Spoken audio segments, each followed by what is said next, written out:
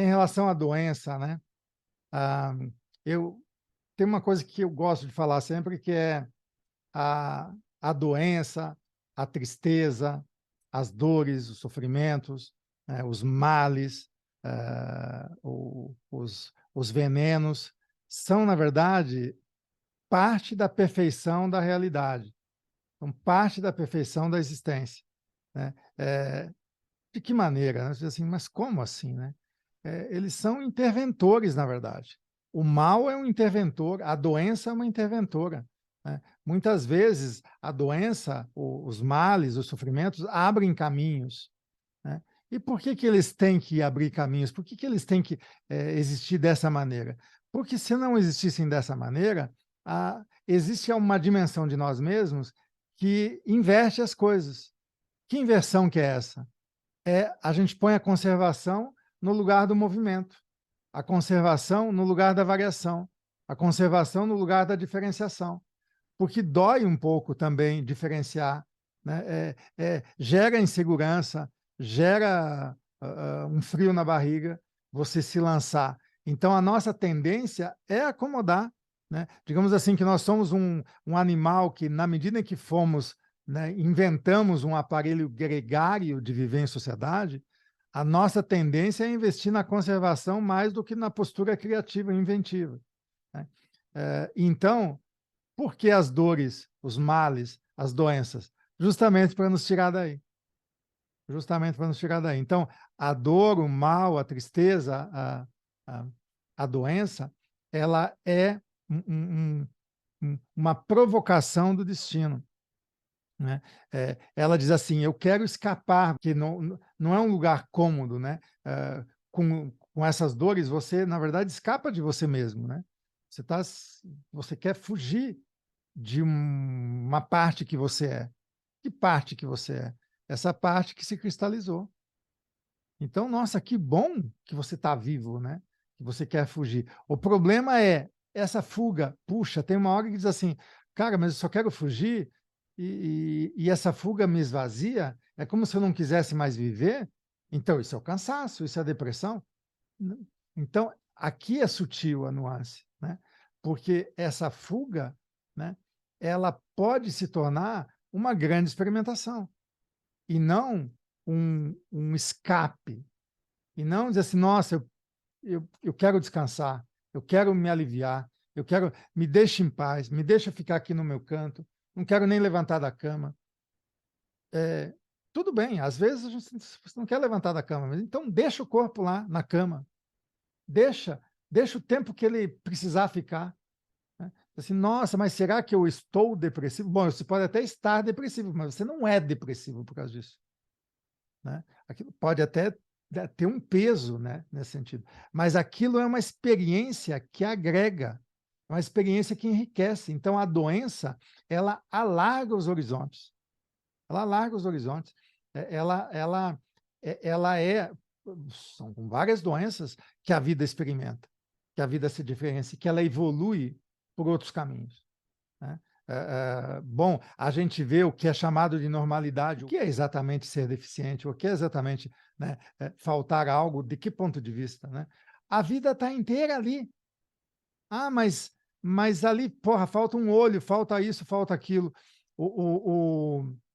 Há um filme do Godard, eu já devo ter citado aqui várias vezes, imagino, chamado Adeus à Linguagem, onde ele cita um pintor, que se não me engano é o Matisse, que diz assim, a consciência que nos impede de ver, né? Então, nós somos cegos a partir daí. Essa consciência que nos impede de ver. O que é a consciência que nos impede de ver, né? É, é, é o efeito dos outros corpos sobre o nosso, das outras mentes sobre a nossa, dos outros afetos sobre o nosso, e nós só ficamos naquilo que resulta em nós e tentamos dizer, nossa, mas o que resulta em nós? Primeiro, o que quiseram fazer com a gente. Alguma causa intencional, alguém agiu com uma intenção tal, com má intenção ou com boa intenção. Porque eu estou triste ou eu estou alegre. Se eu estou alegre, foi boa intenção. A pessoa é boa. Se eu estou triste, foi má intenção, né? A pessoa é má, né? E mais, e aí eu digo, não, eu posso reagir a partir desses efeitos. Aí eu digo, nossa, eu quero fugir da tristeza, eu quero fugir da dor, mas aí a dor insiste, né? O ressentimento persiste, né? A doença se alarga, a tristeza aumenta, né? Enquanto a gente não aprende a escutar. Por que que nós estamos nessa condição? Porque nós estamos colaborando com o nosso modo de vida. O nosso modo de vida está ali junto, de alguma maneira, né? Tem alguma coisa de nós que reitera aquilo que a gente combate, né? E geralmente é por um certo medo, né? Por uma certa insegurança, por uma não consistência, por uma efemeridade, né? Que faz com que a gente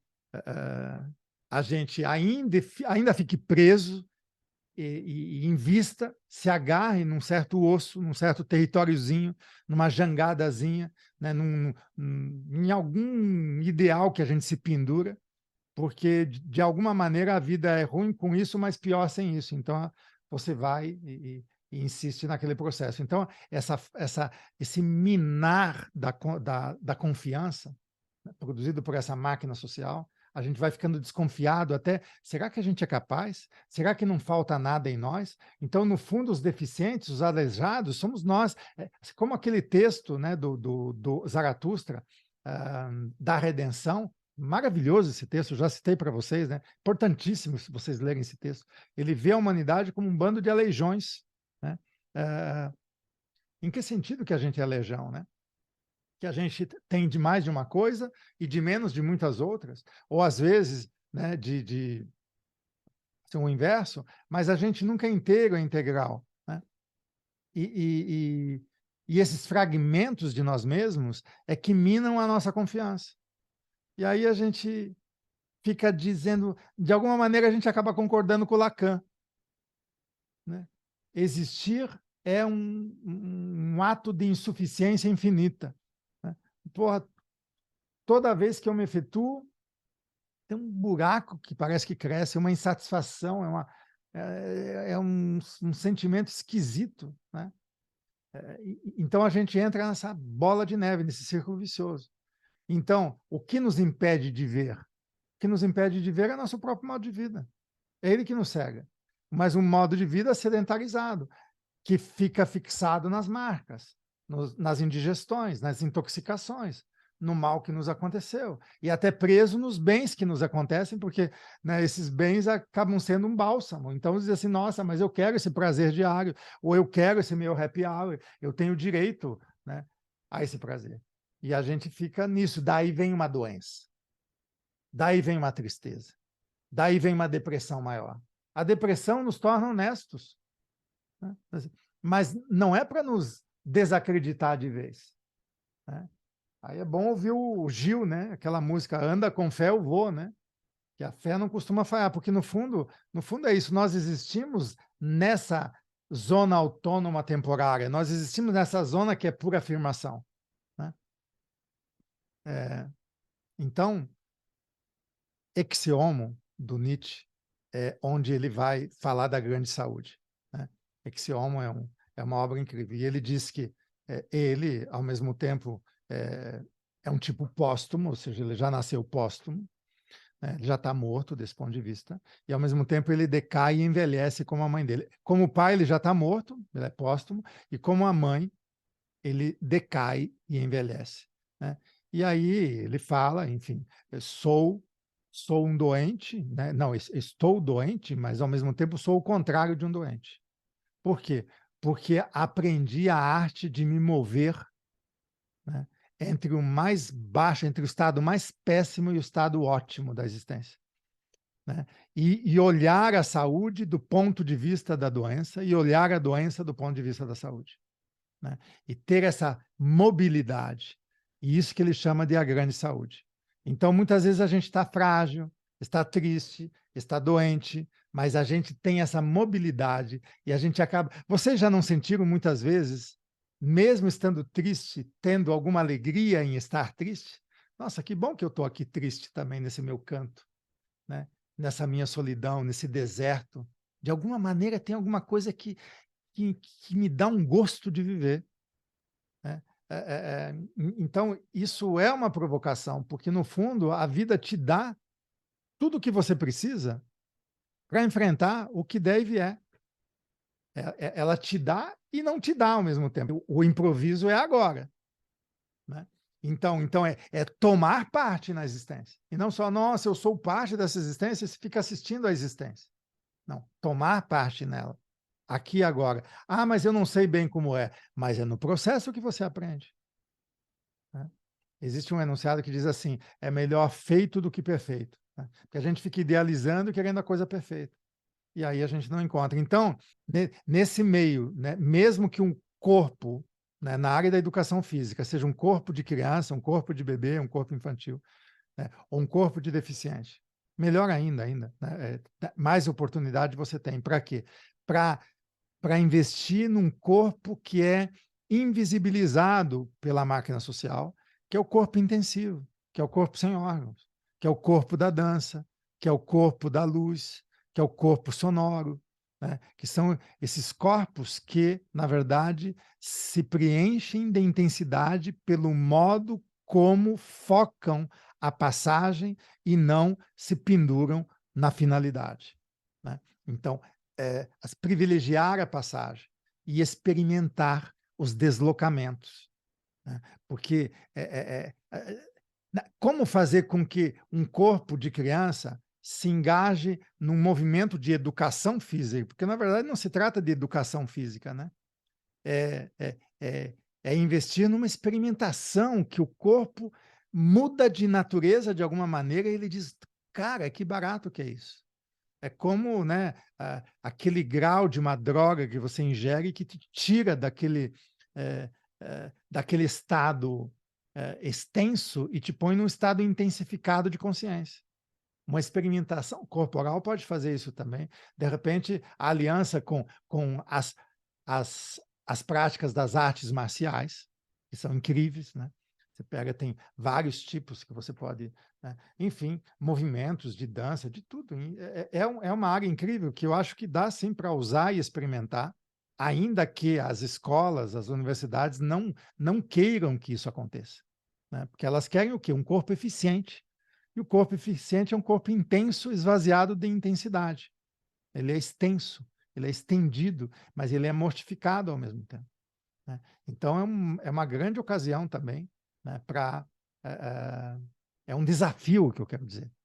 É um desafio para você criar uma outra maneira de ver, de perceber, de praticar, de experimentar, com o teu corpo, junto com o corpo do bebê ou da criança, com o corpo do deficiente. Estar ali junto, né, incorporando aqueles limites e fazer dos limites uma condição de crescimento pelas suas bordas, ao invés de sentir o limite como uma negação exterior, né? Enfim, são coisas importantes e interessantes que a gente pode sempre aproveitar. É aquela questão, né? Essencial é, não importa o que me aconteça, né? Porque tem muitos acontecimentos que são inevitáveis, as doenças, maus encontros, mas importa o que eu faço com isso que me acontece, né? O uso que eu faço disso e quem se utiliza disso em mim, né? Esse ser de potência que apreende, né, e aprende a extrair sempre, né, uma força, seja do bem ou do mal que me aconteça, né? Então, isso a gente consegue fazer. Isso é perfeição pura, aqui e agora. É o contrário, né, do enunciado pessimista de Lacan, né, que a existência falta ser. Não falta ser, mas para ser, é preciso ser. É só isso. Para ser, é preciso começar a ser, né? Então, se pôr em devir, né? E do devir extrair o ser. É o ser do devir. O ser, ele é o ser do devir. Ele sempre se diz do devir. Então, ele se diz do processo, ele se diz do movimento, da duração, da diferenciação. Aí sempre sai um ser de tempo que se acumula em nós. É a única acumulação bonita. Acumular seres de tempo. Não ocupa espaço, né? E é invendável, não é venal, não dá para trocar, é insubstituível, é singularizante, né? E não tem coisa que preencha mais e perfeitamente a vida do que isso, né? No afirmar o devir, produzindo esses seres de tempo, se preencher com isso e acumular esses seres de tempo em nós, né? Então, essa acumulação de ser de tempo em nós é um movimento de amplificação, né? A nossa vida se amplifica e amplifica a dos outros também.